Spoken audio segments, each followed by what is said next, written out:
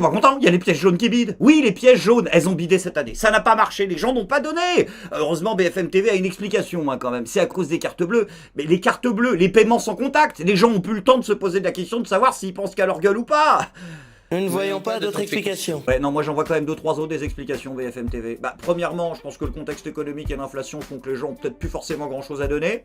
Deuxièmement, je suis pas un expert en communication. Ce n'est pas du tout mon métier. Mais je suis moyennement persuadé par votre discours. Le côté... excusez-moi, oui, je vous embête 2 minutes. Parce que mon mari vient de défoncer l'hôpital public à la Truelle. Est-ce que je peux vous rater 10 balles pour le reconstruire? Voilà, encore une fois, c'est pas mon métier, mais je suis pas sûr que ce soit très frais à vendre comme Poiscaille. Hein, c'est... réengager si bête. Non, c'est un conseil. C'était mieux, je suis désolé.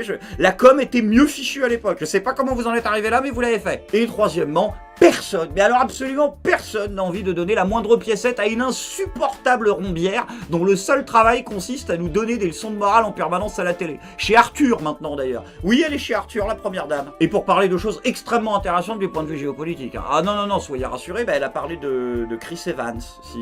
Parce que c'est Arthur, il a demandé à la première dame si son mec il était plus beau que Chris Evans et elle a dit oui. C'est... très intéressant. Si, c'est très intéressant. Les problèmes de vue chez les personnes âgées, c'est un sujet de société quand même. Mais Birgit, je suis pas sexiste, je suis pas misogyne du tout. Moi, je suis full égalité homme-femme. Mais il y a juste un truc, un point de détail. La place de la première dame, c'est la cuisine. Ce sera toujours mieux que les banalités que tu nous balances H24 et qui commencent à dépasser légèrement le stade de l'indécence. La France, un régime autoritaire, le bonheur est là où je suis. C'est bizarre parce que pour pas mal de gens, j'ai l'impression que le bonheur, il est au contraire là où toi et ton connard de mari n'êtes pas. Donc Birgit, fous-toi dans le crâne un truc très simple. Ton mari est le diable. C'est normal qu'il fasse fuir les bonnes âmes. Et d'ailleurs, il n'y a pas que Macron qui fait fuir les bonnes âmes, il y a aussi Anne Hidalgo. Et oui, à en croire les derniers chiffres, la ville de Paris a perdu 120 000 habitants. Les gens se cassent. Paris a perdu plus de 120 000 habitants depuis 10 ans, Anne Hidalgo. Vous êtes maire de la capitale depuis un peu plus de 8 ans. Est-ce que c'est un peu de votre faute? Oh forcément, si j'en lis... non mais enfin, c'est quoi la question? C'est une vraie question. Oui, c'est une vraie question. Et je vais répondre avec, non pas avec humour, avec mais sérieux, oui. avec sérieux. Ah ça va nous changer. Donc la dédensification de Paris est une nécessité. La dédensification? C'est ça le nouveau mot de novlangue? Putain, vous avez plus un rond au Parti Socialiste, mais alors pour payer les think tanks, visiblement, il y a du rab. Maintenant, vous appelez ça la dédensification. Les gens se barrent parce que ça pue, parce que c'est mal famé, parce que tout est cher. Non, ils se barrent pas. Ça se dédensifie. D'accord. La définition du déni, putain, c'est incroyable. Pour qu'on puisse mieux vivre à Paris, il faut qu'on ait un peu plus d'espace. Donc c'est une bonne nouvelle pour vous? Alors, ce qui est une bonne nouvelle, c'est qu'il y a une dédensification et qu'en même temps, cette dédensification, on l'a construite avec le Grand Paris. Ouais, non, mais vas-y, on coupe. Parce que... Non, mais elle va nous répéter son élément de langage en boucle, ça n'a absolument aucun sens. Quand les événements nous dépassent, feignons d'en être les organisateurs, comme disait Cocteau. Par contre, Anne, du coup, j'ai une petite question. Si le but, c'est vraiment de dédensifier, pourquoi est-ce qu'à chaque fois qu'il y a 1 mètre carré qui se libère, tu nous construis des tours d'immeubles? Anne, 1, ferme ta gueule. 2, désolé, mais encore une fois, je sais que là aussi, l'argument tourne en boucle, mais rends l'argent, putain. Quoi, ça coûte rien de demander? Mais je sais qu'elle va pas le faire, elle en a besoin de son argent, enfin de notre argent Anne Hidalgo, pour faire plein de trucs, parce que là elle a des projets Anne Hidalgo. Si, elle nous a dit là ses 2 derniers projets, soit sa première grande idée là Anne Hidalgo, c'est que elle veut mettre en place un code de la rue. Un code de la rue, hein. Un code de la rue, c'est comme un code de la route, mais sur la rue, exactement. Première à droite, oh le chien, merde, hop, 75 € d'amende. Voilà, elle veut qu'on se comporte bien dans la rue, exactement. C'est cohérent comme démarche. Les routes elle les a niquées, le téléphérique elle l'a niqué, le métro elle l'a niqué, elle attaque la rue. Franchement, moi j'attends de voir, ça peut être une super bonne idée. Vivement la bêta-test à la colline du crack. Attention, citoyens, votre mégot de cigarette. Non, ça va être rigolo. Hein. C'est surtout avec ta dégaine, là, annoncer le prix du flétan, je te jure, on va se marrer. Et deuxièmement, Anne Hidalgo veut transformer Paris en ville du quart d'heure. Voilà, le but, c'est d'être à proximité de tout en moins de un quart d'heure. Enfin, de tout. Pas des autres êtres humains, du coup, vu qu'ils se sont tirés, mais de tout le reste.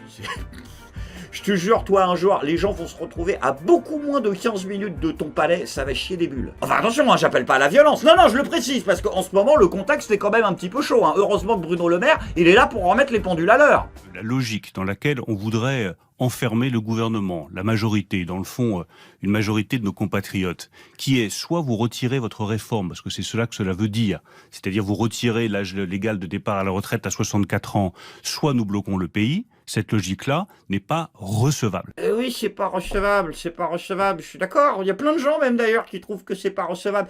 Mais quand les choses sont exprimées autrement, vous écoutez pas. Après attention, ne me faites encore une fois pas dire ce que je n'ai pas dit. Je soutiens les manifestations, mais pas la violence, et pas les procédés indignes de notre République, comme ceux de la France insoumise, ce parti populiste qui commence de plus en plus à nous faire revivre les pires heures de notre histoire, en particulier Louis Boyard. Mais si, Louis Boyard, il a fait une liste, vous vous rendez pas compte? Une liste des députés LREM qui ont refusé de voter les repas à 1 euro pour tous les étudiants. C'est vraiment scandaleux ça. Heureusement qu'il y avait Aurore Berger pour dénoncer ces procédés d'un autre âge.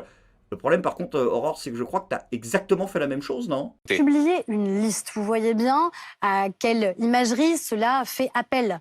Et vous voyez bien derrière que c'est de manière assez évidente une logique d'appel au cyberharcèlement. Pourquoi? Parce que non seulement il publie, non pas la liste du vote, mais il publie tous les comptes Twitter des uns et des autres. Pourquoi? Pour dire, allez-y, lâchez-vous, lâchez les chiens, lâchez la meute et allez menacer, allez invectiver, allez intimider. Et à la fin, il se passe quoi? Il se passe exactement ce que Louis Boyard, à mon avis, savait, c'est-à-dire que les députés qui ont voté en leur âme et conscience parce qu'ils considéraient cette mesure injuste socialement, se font menacer, se font insulter, se font intimider. Mais là, il ne dit pas un seul mot. Oui, Là, évidemment, à aucun moment, vous n'entendez Louis Boyard s'exprimer en disant « je refuse tout appel à la haine et je refuse tout appel à la violence ». Le problème, c'est que le 27 août dernier, vous avez publié la liste des députés insoumis qui n'avaient pas voté la loi pouvoir d'achat qui était discutée pendant l'été. Au fond, vous faites exactement la même chose que ce que vous reprochez en ce moment à Louis Boyard.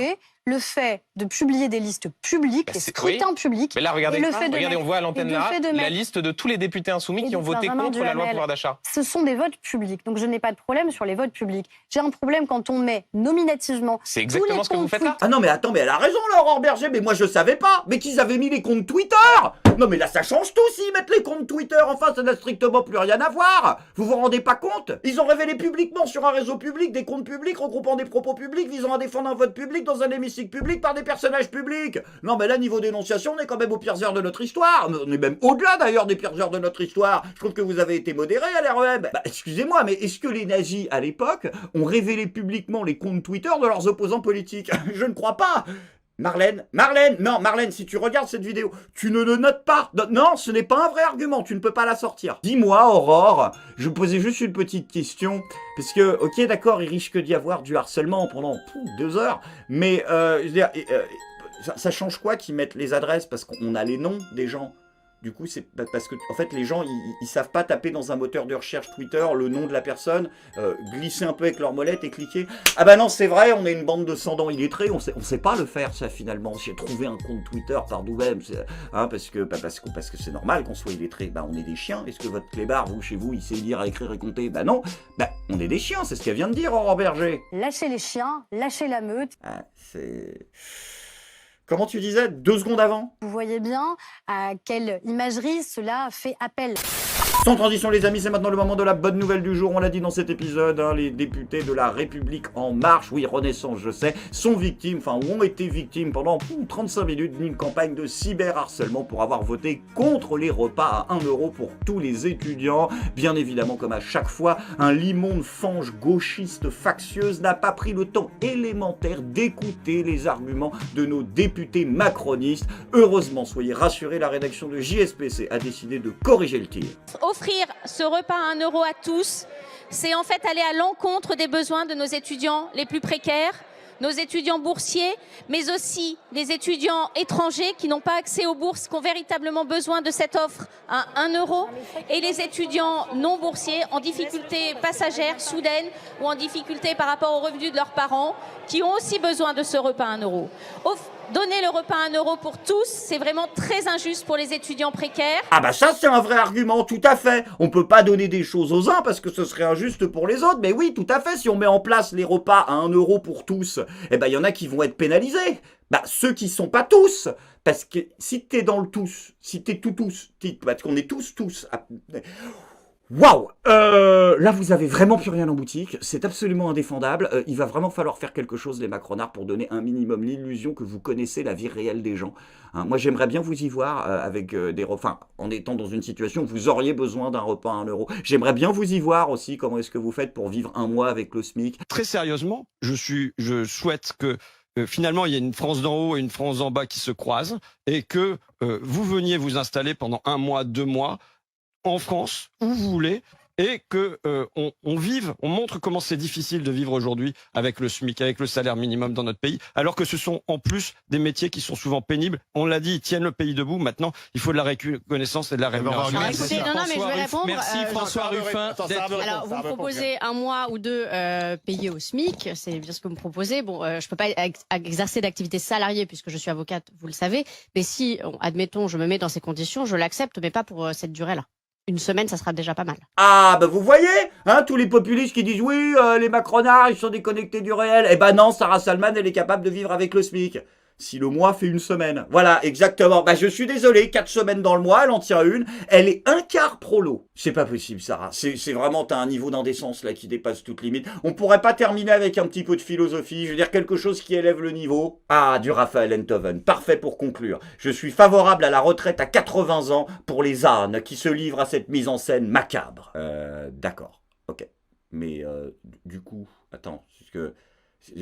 Pourquoi il faudrait faire ça? Parce que ce serait une punition, c'est ça? Mais je sais pas, parce que tu nous vends H24 les mérites de la valeur travail, que toi-même tu t'es fait tout seul, que quand on veut on peut, que le travail c'est la santé, tout ce genre de conneries. Mais du coup là tu es en train de nous reconnaître que le travail est une punition. C'est... Ah putain, ça fait bizarre. Ah, ça fait bizarre.